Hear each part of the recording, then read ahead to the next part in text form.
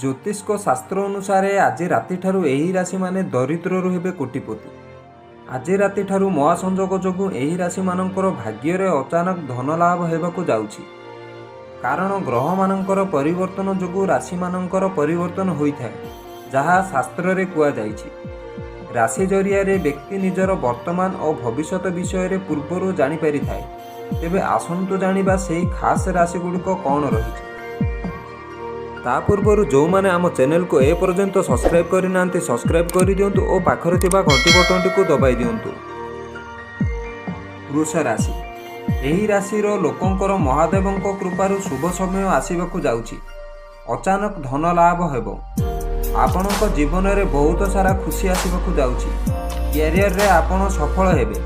बेपारी माने उन्नति करिवे। चाकरी क्षेत्र में आपणकर प्रमोशन होई पारे। आपणकर अटके थिबा पुराना कामर शुभारंभ हेबार समय आसी जाइछि।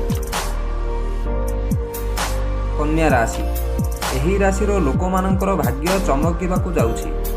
जदि आपण चाकरी खोजुचंती तेबे आपण नुआ चाकरी पाइबे। बेपार और वाणिज्य क्षेत्र में आपणकर रोजगार रे वृद्धि हेबो। वैवाहिक जीवन में सुख शांति आसिबो। जीवन साथी आपण दूर जगह को यात्रा करिवे। संतान मानक तरफ आपण खुशी खबर शुणा पाइबे। तुला राशि एही राशि लोक मानकर जीवन में चली दुख कष्टर समाधान हेबो। आपणको आपणकर परिश्रम उचित फल मिलिबो। समाज रे आपणकर मान सम्मान वृद्धि हेबो। आपणकर आर्थिक स्थिति रे सुधार आसिबो। संतान मानक तरफ आपण खुशी खबर शुणा पाइबे।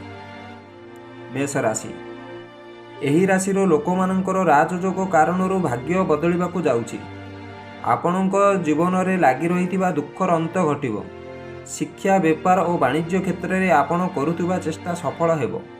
आपणकर शत्रु दमन हेबो। जो मानकर विवाह हेउ नाही सेमानकर बहुत जल्दी विवाह योग रहिछि। आपणकर अटकिथिबा काम पूरा हेबो। सिंह राशि एही राशि लोक मानकर परिवार और समाज रे मान सम्मान वृद्धि पाइबो। समाज रे आपण निजर नुआ परिचय सृष्टि करिवे। आपण निजर क्रोध उपरे काबू रखंतु। अन्य कथारे पड़ी आपण कौनसी निष्पत्ति नियंतु नाही।